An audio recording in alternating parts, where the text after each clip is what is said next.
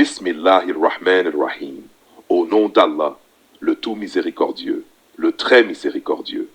Commencer toute action par le nom d'Allah permet de rechercher sa bénédiction et son aide. Les deux noms proviennent de la racine Rahma, miséricorde. Ar-Rahman, la miséricorde immense et universelle qui englobe toute la création. Ar-Rahim, la miséricorde particulière accordée aux croyants, particulièrement dans l'au-delà. 2. Alhamdulillahi Rabbil Alamin. Louange à Allah, Seigneur des mondes. Ibn Kathir distingue Alhamd, la louange, qui célèbre Allah pour sa perfection absolue et ses attributs, qu'un bienfait personnel soit reçu ou non. Ashuk, la gratitude, qui est une reconnaissance pour un bienfait reçu. Le mot Rab signifie créateur, possesseur, éducateur, protecteur, celui qui dirige toutes choses. Les mondes al-Alamin désignent tout ce qui existe en dehors d'Allah, humains, djinns, anges, animaux et l'ensemble de la création. Ar-Rahman ar-Rahim, le tout miséricordieux, le très miséricordieux. Après avoir mentionné sa seigneurie, Allah rappelle immédiatement sa miséricorde. Ibn Kathir explique que cela équilibre la crainte inspirée par sa souveraineté avec l'espérance en sa miséricorde. Le croyant avance ainsi entre crainte, khawf, et espérance. 4. Malik Yawmiddin, maître du jour de la rétribution. Le jour de la rétribution est le jour du jugement. Allah est évidemment maître de toutes choses en permanence. Mais ce jour-là, sa royauté apparaîtra de manière absolue, car toute autorité terrestre aura disparu. Ibn Kathir mentionne également les deux lectures authentiques, Malik, roi. Toutes deux sont correctes et complémentaires. 5. Iyyaka na'bud wa iyyaka nasta'in. C'est toi seul que nous adorons, et c'est de toi seul que nous implorons secours. Ibn Kathir attire l'attention sur le changement de style. Après avoir parlé d'Allah à la troisième personne, le croyant s'adresse désormais directement à lui. Cela exprime la proximité entre le serviteur et son Seigneur. Deux principes fondamentaux apparaissent. L'adoration doit être exclusivement vouée à Allah. Toute demande d'aide ultime doit être adressée à Allah. L'ordre est significatif. D'abord l'adoration, ensuite la demande d'aide, car l'aide est recherchée afin d'accomplir correctement l'adoration. 6. Ehdina sirat al-mustaqim, guide-nous vers le droit chemin.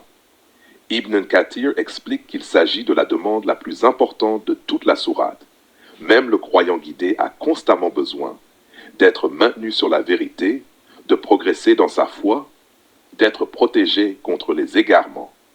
Le sirat al-mustaqim est l'islam dans sa croyance, son adoration et son comportement.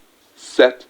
Sirat alladhina an'amta alayhim, ghayr al-maghdubi alayhim, waladdallin.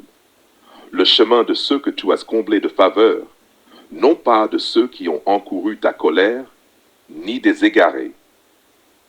Selon Ibn Kathir, ceux qu'Allah a comblés de faveur sont ceux mentionnés dans le Coran 469.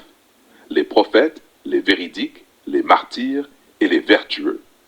Ceux qui ont encouru la colère désignent, selon plusieurs hadiths, ceux qui connaissent la vérité mais refusent de la suivre. Les égarés sont ceux qui agissent sans connaissance, dans l'ignorance de la vérité. Ibn Kathir souligne que ces expressions décrivent avant tout des catégories de comportements. Bien que certains hadiths les appliquent à des communautés particulières dans leur contexte, leur portée est générale. Toute personne qui connaît la vérité et s'en détourne ressemble à la première catégorie, et toute personne qui agit sans science ressemble à la seconde. Le hadith Qudsi rapporte le célèbre hadith Qudsi dans lequel Allah dit « J'ai partagé la prière entre moi et mon serviteur en deux moitiés, et mon serviteur obtiendra ce qu'il demande. » À chaque verset récité, Allah répond « Mon serviteur m'a loué, mon serviteur m'a glorifié, mon serviteur m'a exalté. » Puis, lorsque le serviteur dit « C'est toi seul que nous adorons, et c'est de toi seul que nous implorons secours », Allah répond « Ceci est entre moi et mon serviteur. » Enfin, lorsque le serviteur demande la guidée, Allah dit « Ceci est pour mon serviteur, et mon serviteur obtiendra ce qu'il a demandé. » Les grands enseignements selon Ibn Kathir. Toute action commence en recherchant la bénédiction d'Allah. Allah réunit la seigneurie absolue et la miséricorde parfaite. La louange précède la demande. L'adoration sincère est inséparable de la confiance en Allah. Le croyant a besoin de la guidée divine à chaque instant. La science doit être accompagnée de la mise en pratique et l'adoration doit reposer sur une connaissance authentique. Al-Fatiha résume les thèmes essentiels du Coran: la connaissance d'Allah, l'adoration, la recherche de la guidée et le destin de l'humanité.